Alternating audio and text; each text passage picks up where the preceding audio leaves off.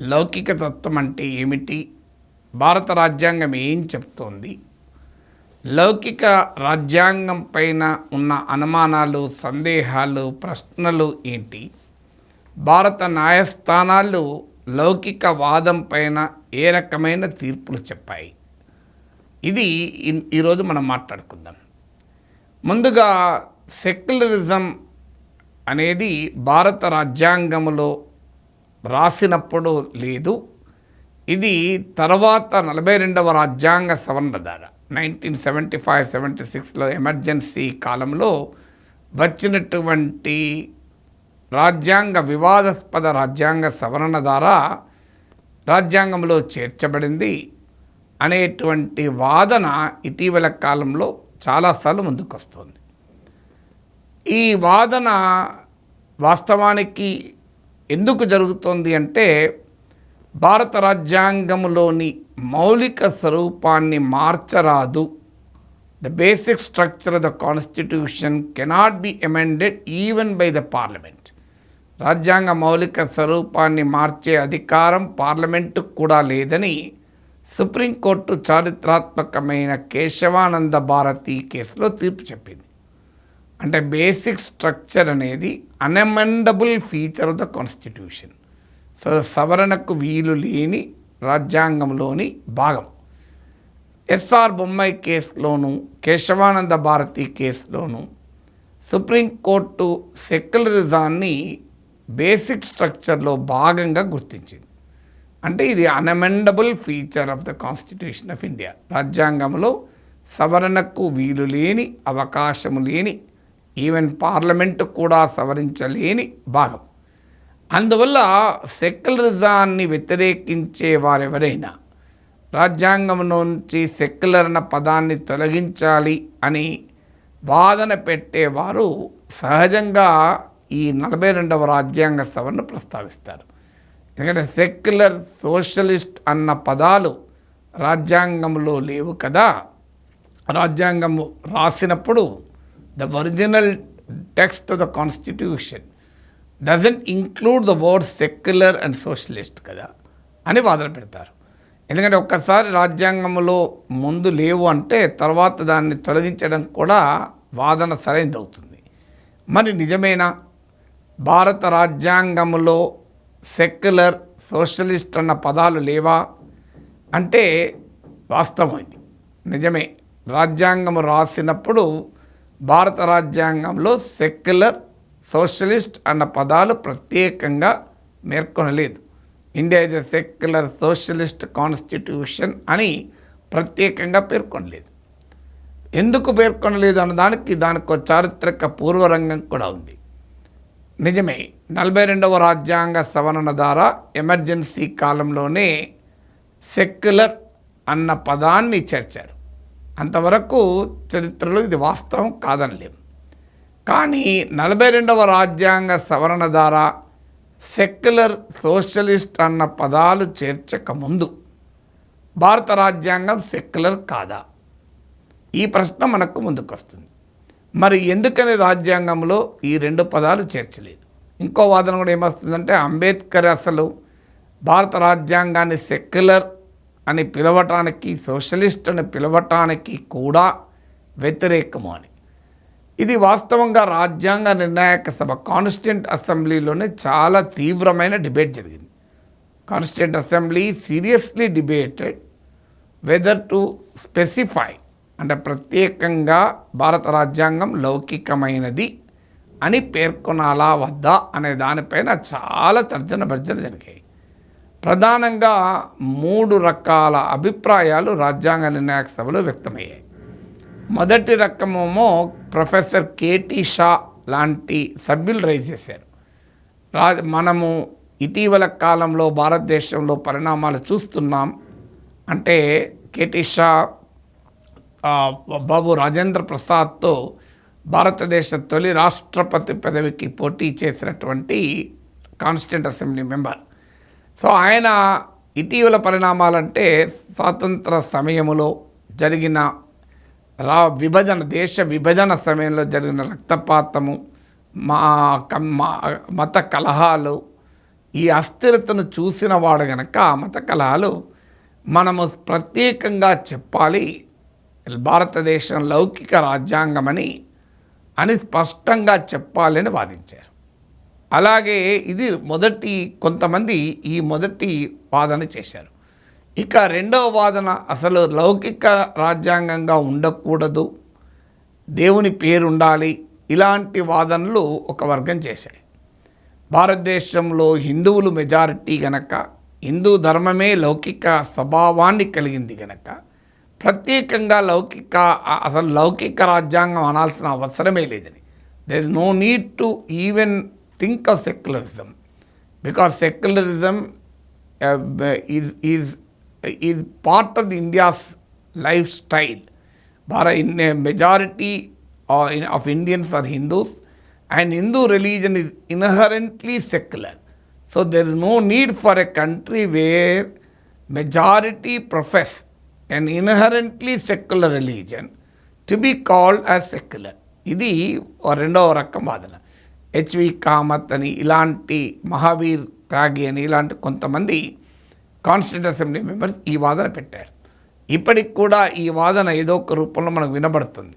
Tamil Nadu governor RM Ravi కూడా ఇటీవల అసలు సెక్యులరిజం అనేది యూరోపియన్ కాన్సెప్టు, భారతీయ భావనే కాదు అని ఆయన ఆర్గ్యుమెంట్ కూడా పెట్టారు. అందువల్ల ఇది రెండవ రకమైన. ఇక మూడవ రకం జవహర్లాల్ నెహ్రూ, బిఆర్ అంబేద్కర్ లాంటి వాళ్ళ వాదన ఏంటంటే భారతదేశ రాజ్యాంగం సెక్యులర్గా ఉండాలి, కానీ దాన్ని ప్రత్యేకంగా చెప్పాల్సిన అవసరం ఏంటి అని.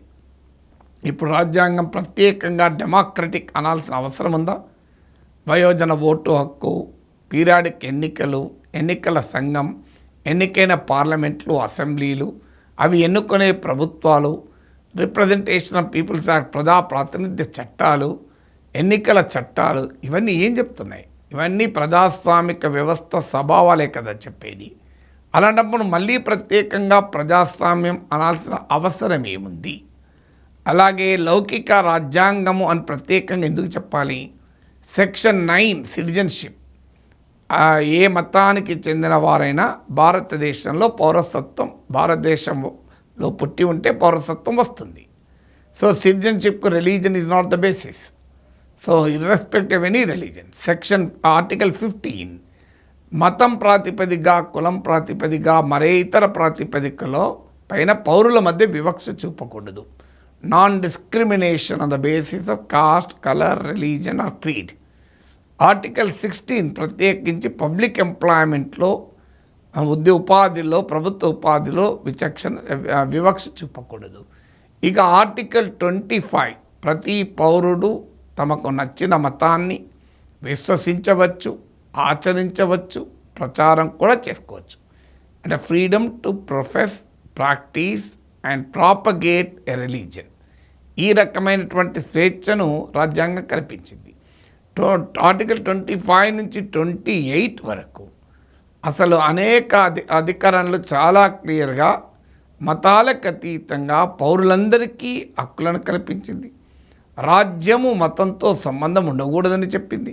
ప్రజలు కట్టే పన్నులు ఏ ఒక్క మతానికి ప్రయోజనం కలిగించే రీతిలో ఖర్చు చేయకూడదని నియంత్రించింది.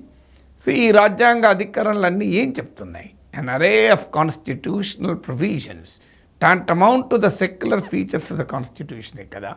ఇందులో ఇవన్నీ కూడా ఇప్పుడు డెమోక్రటిక్ అని మనం చెప్పకపోయినా డెమోక్రటిక్ ఎలా అవుతుందో, సెక్యులర్ అని చెప్పకపోయినా ఈ రాజ్యాంగంలో ఉన్న ఈ అధికారాలన్నీ సెక్యులరే కదా అనేది మూడవ రకం వాదన. సో ఈ మూడవ వాదన ప్రివేల్ అయింది. ఫైనల్గా సెక్యులరిజం అనే పేరు పెట్టడం రిడెండెంట్, చరివిత చరణం, అవసరము లేదు అని నిర్ణయానికి వచ్చింది.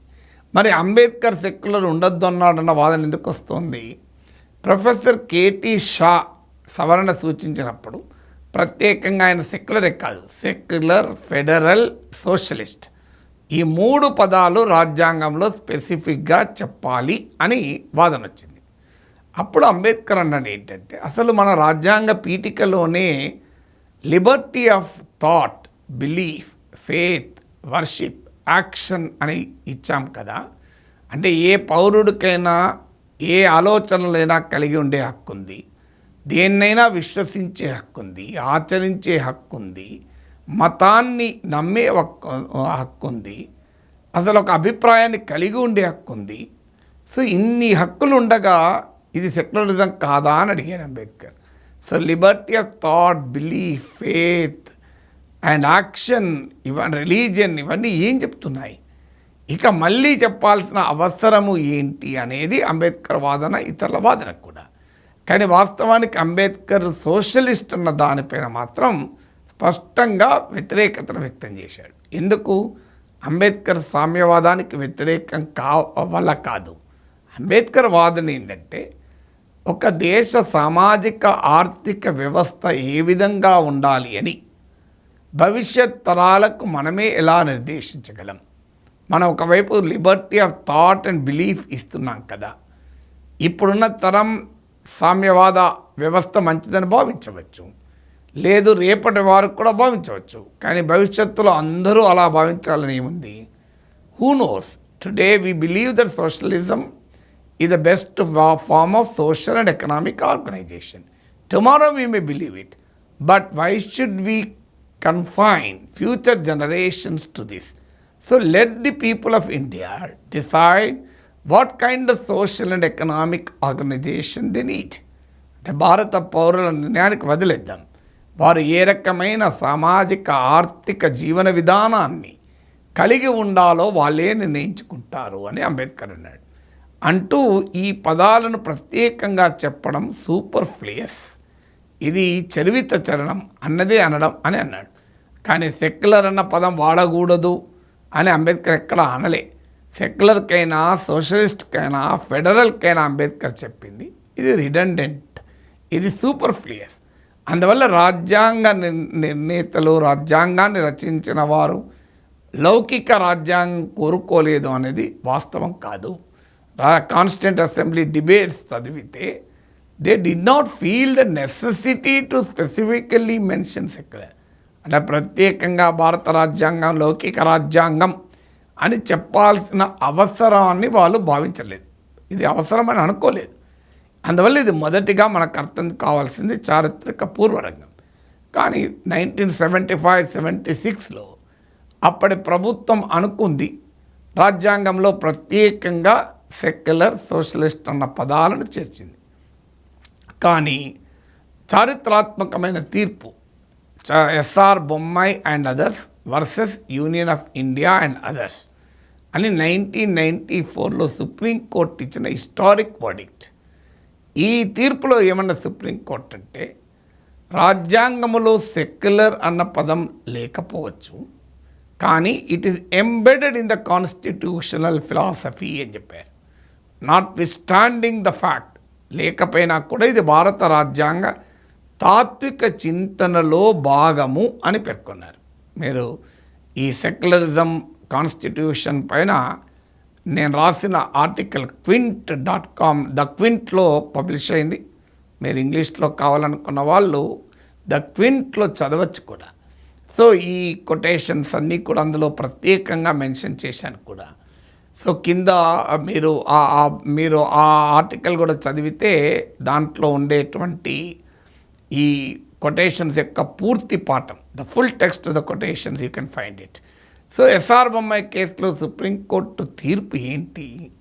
సుప్రీంకోర్టు తీర్పు అసలు రాజ్యాంగంలో ప్రత్యేకంగా పేర్కొనబడకపోయినా ఇది భారత రాజ్యాంగ మౌలిక స్వరూపము అని చెప్పింది. It is embedded in to the basics constitutional philosophy. ఇది రాజ్యాంగ it's a part of the basic structure of the constitution అని గతంలో నేను ఇంతకుముందు చెప్పాను. అది కేశవానంద భారతి తీర్పులోను ఎస్ఆర్ బొమ్మాయి తీర్పులోను పేర్కొన్నారు. దాంతోపాటు ఏమన్నారు ఇంకా అంటే, what was explicit was made implicit. So what was implicit was made explicit by the 42nd constitutional amendment అన్నారు. So what was implicit was made explicit by the 42nd constitutional amendment. ఇంతవరకు భారత రాజ్యాంగ అంతర్లీన స్వభావంగా ఉన్న దాన్ని కాస్త 42వ రాజ్యాంగ సవరణ భావ్యపరిచింది, బహిరంగపరిచింది అని సుప్రీంకోర్టు పేర్కొంది. అంటే ఏంటి సుప్రీంకోర్టు తీర్పు law of the land. Supreme court ఇచ్చిన భాష్యం ఏంటి? భారత రాజ్యాంగంలో సెక్యులర్ అన్న పదం లేకపోయినా అది అంతర్లీనంగా ఉంది. అంతర్లీనంగా ఎలా ఉంది? నేను ఇంతకుముందు చెప్పిన అనేక రాజ్యాంగ అధికరణలు అదే చెప్తున్నాయి.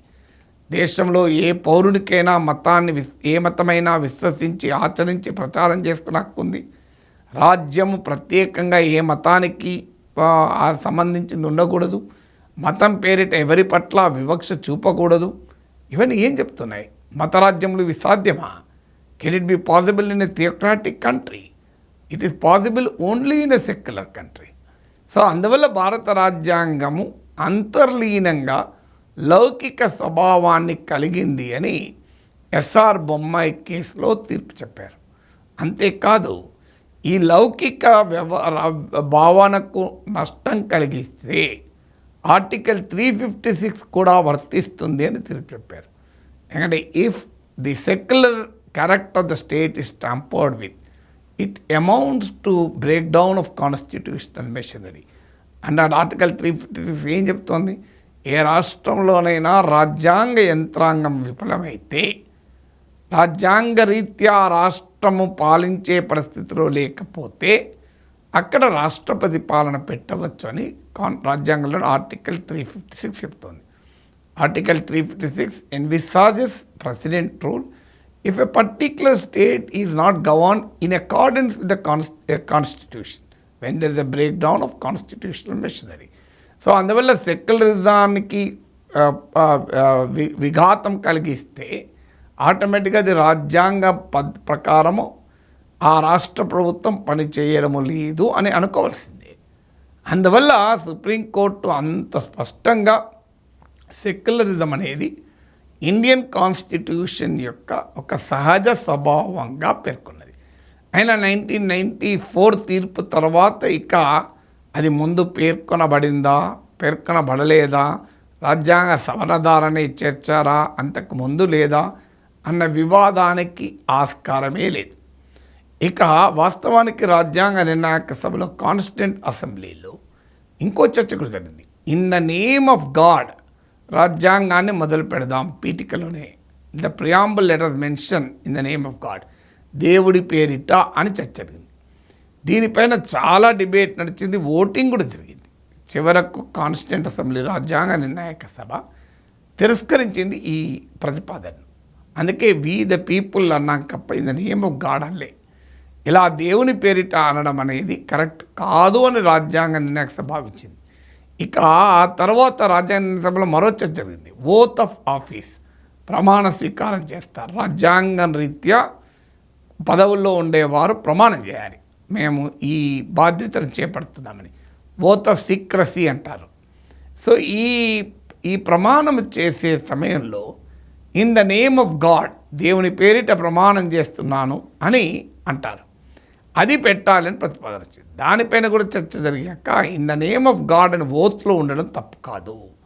ప్రమాణము చేసేది ఒక వ్యక్తి. ఆ వ్యక్తి ఏ విశ్వాసాలను నమ్మి ఆ వ్యక్తి శాంక్షన్, నాకు దేవుడి పేరిట ప్రమాణం చేస్తే తప్పు చేయను అనుకుంటే దేవుడి పేరిట ప్రమాణం చేసే అవకాశం ఉండాలి. ఎందుకంటే అప్పుడు వాదించింది ఏంటంటే, దేవుడు అంటున్నాం కదా, లౌకికవాదానికి ఎక్కడ సమస్య? ఎవరైనా దేవుడే కదా, ఏ మతం వాళ్ళైనా తాము కొలిచే భగవంతుని పేరిట కదా ప్రమాణం చేయడము అన్నారు. అప్పుడు రాజ్యాంగ నిరసదాన్ని అంగీకరిస్తూ ఇంకో మాట కూడా చెప్పింది. So in the name of God అని ఓత్లో ఉండడం వల్ల పర్సనల్ బిలీఫ్ను అఫార్మ్ చేయడమే తప్ప ఆ రాజ్యం యొక్క స్వభావాన్ని చెప్పడం కాదు కదా అన్నారు. సో ఎందుకు constitution assembly agreed for in the name of God in the oath of secrecy? The reason it said is, well, the oath refers to the personal aspect, where it doesn't reflect the characterization of the state కనుక ఇది ఉండవచ్చు అన్నారు. కానీ అదే సమయంలో ప్రత్యామ్నాయ ప్రమాణం కూడా ఉండాలి అన్నారు. అంటూ in the name of conscience అంటే మనస్సాక్షిగా కూడా ప్రమాణం చేసే ఆప్షన్ కూడా పెట్టారు. అంటే ఎంత క్లియర్గా రాజ్యము మతము విడివిడిగా ఉండాలని భారతదేశ రాజ్యాంగ నిర్మాతలు భావించారో దీన్ని బట్టే అర్థమవుతుంది. అందువల్ల భారత రాజ్యాంగం చాలా స్పష్టంగా సెక్యులర్ కాన్స్టిట్యూషన్ అనటానికి చారిత్రక పూర్వరంగం చూసినా అర్థమవుతుంది. రాజ్యాంగ నిర్ణాయక సభ చర్చలు అర్థమవుతాయి. రాజ్యాంగంలోని వివిధ అధికరణలు చెప్తాయి. సుప్రీంకోర్టు ఇచ్చిన తీర్పులు చెప్తాయి. అంటే India secular constitution, secular character is revealed by the constituent assembly debates, by the Supreme Court judgments, and also by the several provisions and articles in the Constitution of India. ఇక లౌకికవాదము అంటే ఏంటి? మతము సమాజము, మతము రాజ్యము, మతము పౌరులు, 3 రకాల సంబంధాలు ఉంటాయి. Religion and society, religion and the state, religion and the citizen. So secularism ఈ 3 రకాల సంబంధాలని ఎలా నిర్వచిస్తుంది? How does the secularism define the 3 kinds of relationship? State and citizen, state and society, religion and the citizen, religion and the society, religion and the state. లౌకిక తత్వం అంటే మతానికి వ్యతిరేకము, మతాన్ని దెబ్బతీసేందుకు వస్తున్న భావన అనే ఒక తప్పుడు అర్థం కూడా ఉంది. అంటే secularism as if it abrogates the religion. Secularism is not anti religion. Secularism is not irreligion. లౌకికవాదం అంటే మతాతీతం కాదు. సో మహాత్మా గాంధీ 1908లో హిందూ స్వరాజ్లో రాస్తూ అంటాడు, భారతదేశం అనేది అనేక రకాల మతాల భావనలు కలిగినటువంటి ప్రజలతో కూడుకున్నది. ప్రపంచంలో ఎక్కడా దేశము మతము ఒకటి కాదు. భారతదేశ చరిత్రలో కూడా దేశము మతము ఒకటి కాదు అని గాంధీజీ వ్యాఖ్యానించాడు. మీరు చూడండి అది ఎంత నిజము. Never in the history of the world or in India religion and nationality are the one అన్నాడు. So nationality and religion are not the one, are not the same అన్నాడు. మీరు చూడండి, ఇవాళ ఇస్లాం ఆచరించి నమ్మి విశ్వసించే ప్రజలు ఎన్ని దేశాల్లో ఉన్నారు? సౌదీ అరేబియా ఇస్లామే, యునైటెడ్ అరబ్ ఎమిరేట్స్ ఇస్లామే, జోర్డాన్ ఇస్లామే, ఇండోనేషియా ఇస్లామే, పాకిస్తాన్ ఇస్లామే. మరి మతము దేశము ఒకటే అయితే ఇన్ని దేశాలు ఎందుకు ఉండాలి? ఇలా భారతదేశంలో మెజారిటీ హిందువులు, నేపాల్లో కూడా మెజారిటీ హిందువులు. మరి 2 దేశాలకు ఎందుకు ఉండాలి? నేపాల్ భారతదేశంలో కలుపుకున్నాడు ఒప్పుకుంటారా? అమెరికాలో మెజారిటీ క్రిస్టియన్స్, యూరోప్లో క్రిస్టియన్స్. మరి America, UK, Germany, France, Italy అన్నీ కలిసిపోవాలి అంటే ఒకే దేశంగా ఉంటున్నాయా? అంటే అందుకే భారతదేశంలో కూడా అనేక హిందూ రాజులు ఉండే ఒక్కరున్నారా? అసలు హిందూ రాజుల మధ్యనే ఘర్షణలు జరగలేదా? మీకు పల్నాడు యుద్ధం హిందూ రాజుల మధ్యే కదా, బొబ్బిలి యుద్ధం హిందూ రాజుల మధ్యే కదా, అటు ఇటు కూడా హిందువులే కదా. సో అందువల్ల మతము దేశము అనేది భారతదేశ చరిత్రలోనూ ఒకటి కాదు, ప్రపంచంలో కూడా ఇది ఒకటే కాదు. అందువల్ల nationality and the religion are not the same అని గాంధీజీ హిందూ స్వరాజ్లో 1908లో రాశారు. అందువల్ల భారత లౌకిక తత్వం అనే భావన రాజ్యాంగములో రూపమునెత్తవచ్చు, కానీ స్వాతంత్రోద్యమ కాలంలోనే ఇది రూపుదిద్దుకుంది. The concept of the secularism has evolved in the fight for freedom. అంటే మన దేశంలో స్వాతంత్రం కొరకు అనివార్యంగా ప్రజలందరూ కలిసి పోరాడాల్సి వచ్చింది.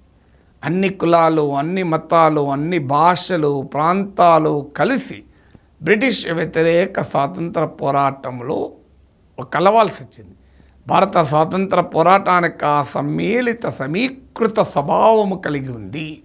So India's freedom struggle was all inclusive, all encompassing.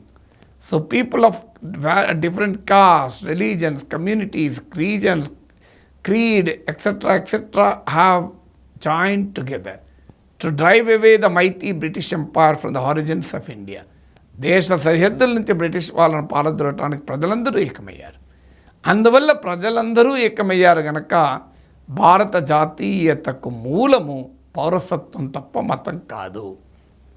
మీకు యూరప్లో సెక్యులరిజం ఎవాల్వ్ అయిన దానికి, మన దేశంలో సెక్యులరిజం ఎవాల్వ్ అయిన దానికి కూడా there is a fundamental difference in how secularism evolved in the Europe and how secularism evolved in India. యూరప్లో చాలా కాలము there was a conflict between political authority and the religious authority.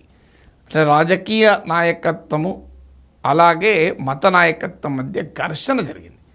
దాన్ని resolve చేస్తూ secular state emerge అయింది. అంటే మతం పని మతం చేసుకుంటుంది, రాజ్యం పని రాజ్యం చేసుకుంటుంది. కానీ భారతదేశ చరిత్రలో అది లేదు కదా అని ఎవరైనా వాదించవచ్చు. మత గురువులకు రాజులకు మధ్య ప్రత్యేకంగా ఘర్షణలు జరిగాయా? మీకు అక్కడ జరిగినట్లు అంటే ఇక్కడ కూడా ఇవాల్వ్ అయింది ఏంటి? స్వాతంత్ర పోరాటముకున్న సమ్మిళిత స్వభావమే the inclusive character of India's freedom struggle ఇది the basis for India secularism. So భారతదేశ లౌకిక వాదము emerges out of not religion versus state conflict, మతానికి రాజ్యానికి మధ్య ఘర్షణ నుంచి భారతదేశ లౌకిక తత్వం ఎవాల్వ్ కాలేదు. భారతదేశ లౌకిక తత్వం భారత రాజ్యాంగ స్వభావం నుంచి ఎవాల్వ్ అయింది. మనం జస్టిస్, ఈక్వాలిటీ అని అన్నాం. Justice, equality, Liberty and fraternity ఇది మన రాజ్యాంగంలోని మూలాంశాలు. మరి రైట్ టు ఈక్వాలిటీ ఏం చెప్తుంది? సెక్యులరిజం లేనప్పుడు రైట్ టు ఈక్వాలిటీ ఉండే అవకాశమే లేదు. సెక్యులరిజం లేనప్పుడు Liberty of thought and belief అవకాశమే లేదు. సో సెక్యులరిజం లేనప్పుడు జస్టిస్ అనేది అవకాశమే లేదు. అందువల్ల ఇండియాలో, భారతదేశంలో రాజ్యాంగంలో సమానత్వము, న్యాయము, సామాజిక న్యాయము, వివక్ష చూపని యొక్క సమాజము, ఆలోచనల స్వేచ్ఛ, విశ్వాసాల స్వేచ్ఛ ఇవన్నీ కూడా లౌకిక స్వభావాన్ని తెలియజేస్తుంది. అందువల్ల India secularism evolve out of concept of justice and equality. న్యాయము, సమానత్వము, సమన్యాయము అన్న రాజ్యాంగ సూత్రాల ఆధారంగా స్వాతంత్రోద్యమ స్వభావం రీత్యా భారతదేశ రాజ్యాంగంలో ఈ లౌకిక భావన ఎవాల్వ్ అయింది. మరి లౌకిక తత్వం అంటే ఏంటి? నేను ఇంతకుముందు చెప్పాను. రిలీజన్ అండ్ సిటిజన్ రాజ్యాంగం చాలా స్పష్టంగా ఆర్టికల్ 25 నుంచి 28 వరకు మీరు రాజ్యాంగ నిబంధనలు చూడండి. ఆర్టికల్ 15 and 16 చూడండి. పౌరునికి ఏ రకమైన ఆంక్షలు లేవు. ఒక భారతదేశ పౌరుడు ఏ మతాన్నైనా విశ్వసించవచ్చు, ఏ దేవుణ్ణైనా విశ్వసించవచ్చు, ఏ మతాన్నైనా ఆచరించవచ్చు, ఈవెన్ ఏ మతాన్నైనా ప్రచారం కూడా చేసుకోవచ్చు.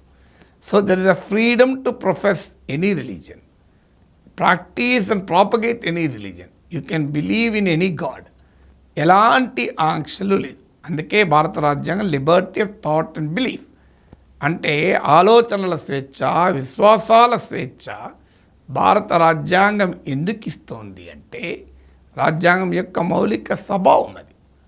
That is the fundamental character of the constitution of India. అందువల్ల ఇది లౌకిక రాజ్యాంగం ఒక పౌరునికి ఉండే మత స్వేచ్ఛను ఎట్టి పరిస్థితుల్లో హరించదు. కానీ అదే సమయంలో మన దేశంలో ఏ హక్కులు కూడా, ప్రాథమిక హక్కులు అన్నీ కూడా సహేతుక ఆంక్షలకు లోబడి ఉంటాయి. As per the Indian constitution no fundamental right is absolute. Fundamental rights are not absolute. Fundamental rights are subject to reasonable restrictions. సహేతుక ఆంక్షలు వేయటానికి అవకాశం ఉంటుంది. ఇదేంటి? Public order, morality, human rights ఇలాంటి అనేక సహేతుక ఆంక్షలు ఉండాలి. సుప్రీంకోర్టు అనేక తీర్పుల్లో ఈ సహేతుకత ఏమిటి అని నిర్వచించింది. What does it mean by the reasonable restrictions? ఒక మత స్వేచ్ఛ కాదు, భావ స్వేచ్ఛ, నిరసన తెలిపే స్వేచ్ఛ, సంఘం పెట్టుకునే స్వేచ్ఛ, all fundamental rights, not just right to religion, right to freedom of రిలీజనే కాదు, freedom of expression, freedom of protest, freedom to assemble, freedom to pursue any business or avocation. All these freedoms are subject to reasonable restrictions. But the test of reasonableness is a subject of judicial review. ఈ సహేతుకతను మాత్రం న్యాయ సమీక్షకు వీలుంటుంది. సహేతుకత అంటే నడవదు. సహేతుకత న్యాయ సమీక్షకు లోబడి ఉంటుంది. ఈ సహేతుకత ఏంటి అనేది ఫైనల్గా కోర్టుల్లో తేలుతుంది. అనేక తీర్పులు మీకు Ramesh Thapar versus state of Madras, Himmat Lal Shah versus commissioner of Ahmedabad, doctor Ram Manohar Lohia versus state of Bihar, మీకు ఈవెన్ రకరకాల తీర్పులు, రామ్లీలా మైదాన్, ఇలాంటి అనేక తీర్పుల్లో పదే పదే సుప్రీంకోర్టు చెప్పింది ఏంటంటే rule is freedom, exception is restriction. అంటే రూల్ ఏంటి? స్వేచ్ఛ, మినహాయింపు ఏంటి? ఆంక్షలు పెట్టడం. అందువల్ల ఇవి చాలా టెస్ట్ ఆఫ్ రీజనబుల్నెస్కు లోబడి ఉండాలి అని క్లియర్గా చెప్పింది. మరి మత స్వేచ్ఛ విషయంలో ఏది రీజనబుల్ రిస్ట్రిక్షన్, ఏది సహేతుకాంక్ష? What constitutes a reasonable restriction as per in regard to the religious freedom అంటే దానిపైన భారతదేశ న్యాయ ప్రక్రియ ఇండియాస్ జ్యూరిస్ప్రుడెన్స్ 2 భావనల్ని ఎవాల్వ్ చేసింది.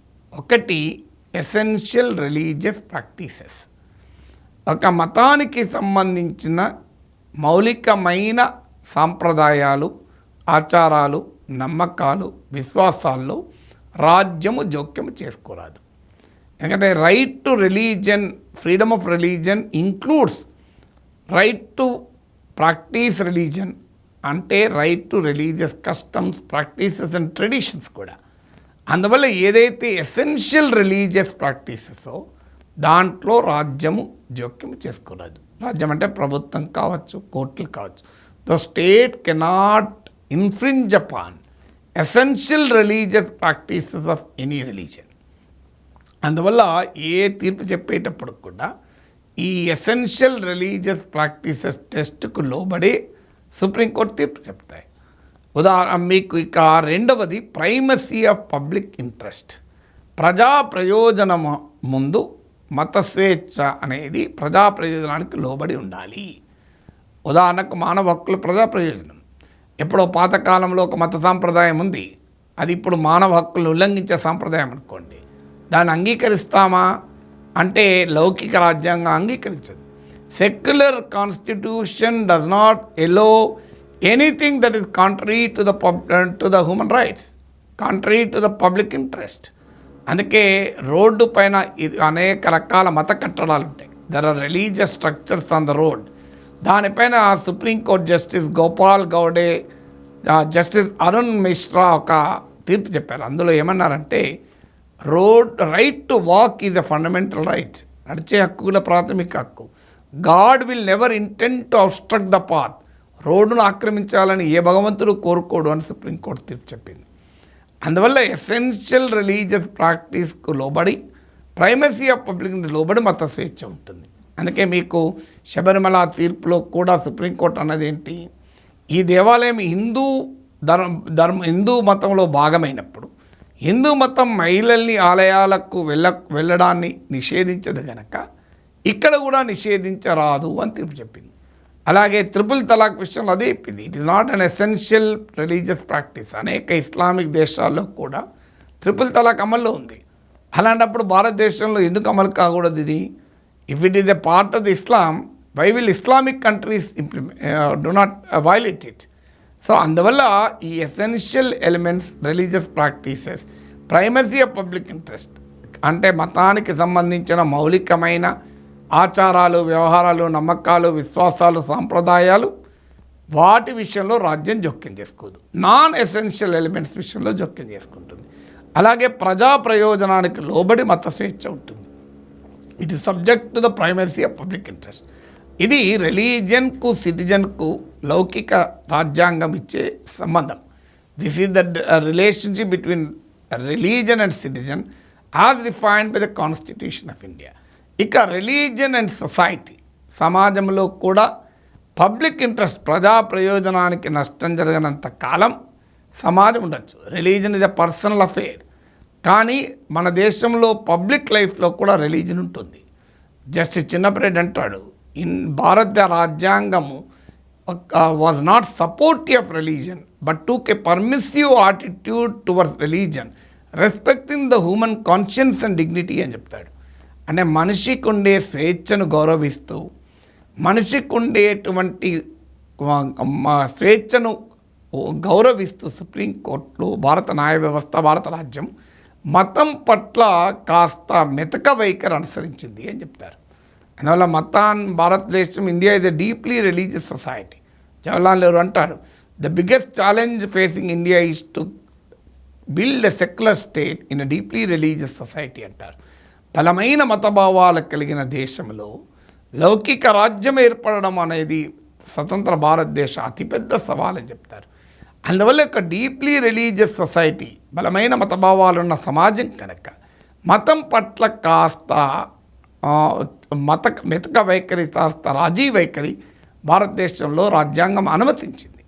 అందుకే మీకు రాజ్యము మతము దూరం అన్నా కూడా రాజ్య వ్యవస్థలో ఉండే చాలామంది అనేక అధికారిక కార్యక్రమాల్లో కూడా మత సాంప్రదాయాల్ని, ఆచారాల్ని పాటిస్తూ కూడా ఉంటారు. కారణం ఈ పర్మిసివ్ యాటిట్యూడ్ వల్లనే. కానీ సమాజంలో ప్రజా ప్రయోజనానికి మాత్రం మతం విఘాతం కలిగించకూడదు. ఇది పర్సనల్ ఫెయిత్. పబ్లిక్ లైఫ్లో కూడా మతం ఉంటుంది, కానీ ఎక్కడి వరకు ఉంటుంది? ప్రజా ప్రయోజనానికి లోబడి మాత్రమే ఉంటుంది. ఇది రిలీజన్ అండ్ సొసైటీ. ఇక రిలీజన్ అండ్ స్టేట్, రాజ్యము ఏ మతానికి ప్రత్యేక ప్రాధాన్యత ఇవ్వదు. The state shall not patronise any religion. రాజ్యము మతం ఆధారంగా ఏ పౌరుని పట్ల విచక్షణ చూపదు. State will not discriminate anybody based on the religion that particular person professes. So, the state will not prefer or exclude anybody. మతం ప్రాతిపదికగా ఎవరిని పక్కకు పెట్టదు, మతం ప్రాతిపదికగా ఎవరికి ప్రాధాన్యత ఇవ్వదు. అందువల్ల స్టేట్ ఈజ్ ఇర్రిలీజియస్. లౌకిక వాదము మతాతీత సమాజాన్ని కాదు కోరేది, మతాతీత రాజ్యాన్ని కోరుకుంటుంది. So secular state wants an irreligious state but not irreligious society. మతాన్ని అంతం చేయడం లౌకిక రాజ్యం పని కాదు. లౌకికవాదానికి ఉండే సూత్రం ఏంటంటే రాజ్యానికి మతానికి సంబంధం ఉండకూడదు అని. సర్దార్ పటేల్ 1947లోనే బిఎం బిర్లాకు రాసిన లేఖలో పేర్కొంటాడు. సో బిఎం బిర్లా సజెస్ట్ చేస్తాడు, దేశం విభజించబడింది, ఇస్లామిక్ దేశంగా పాకిస్తాన్ ఆవిర్భవించింది, హిందుస్థాన్ను హిందూ దేశంగా ఏర్పాటు చేసుకోవటానికి ఎలాంటి అడ్డంకులు లేవు కదా అని లేఖ రాస్తాడు. జూన్ 10, 1947 దానికి సర్దార్ పటేల్ రిప్లై ఇస్తూ, కాదు, హిందుస్థాన్ రాజ్యంగా హిందూ దేశంగా ఉండదు. ఎందుకంటే ఇందులో అనేక మతాల ప్రజలు భారతదేశంలో ఉన్నారు. స్టేట్ ఈజ్ ఫర్ ఆల్, రాజ్యము అందరికీ అని సర్దార్ పటేల్ వ్యాఖ్యానిస్తాడు. జవహర్లాల్ నెహ్రూ ఇంకో మాట కూడా అంటాడు, ఏ దేశంలోనైతే మైనారిటీలు అభద్రతతో బతుకుతారో, హక్కులు లేకుండా బతుకుతారో, ఆ దేశంలో మెజారిటీ ప్రజలు కూడా ఆనందంగా ఉండరు అని చెప్తాడు. ఇది ప్రపంచ చరిత్ర చెప్పిన సత్యం అంటాడు. If any country, if minorities live in a sense of insecurity and sense of unrest, even the majority will not get the peace and tranquility అంటాడు. అందువల్ల అనేక భాషలు, మతాలు, సంస్కృతులు, సాంప్రదాయాలు, ఆచారాలు ఉన్న భారతదేశం, బహువిధమైన బహుళత్వ స్వభావం కలిగిన భారతదేశం ఐక్యంగా సమగ్రంగా ఉండాలి అంటే భారత రాజ్యాంగానికి లౌకిక స్వభావం అనివార్యం. So if a multilingual, multi-religious, a country like India, multi-ethnic country like India, unity and integrity of the nation can only be preserved by the secular character of the Constitution.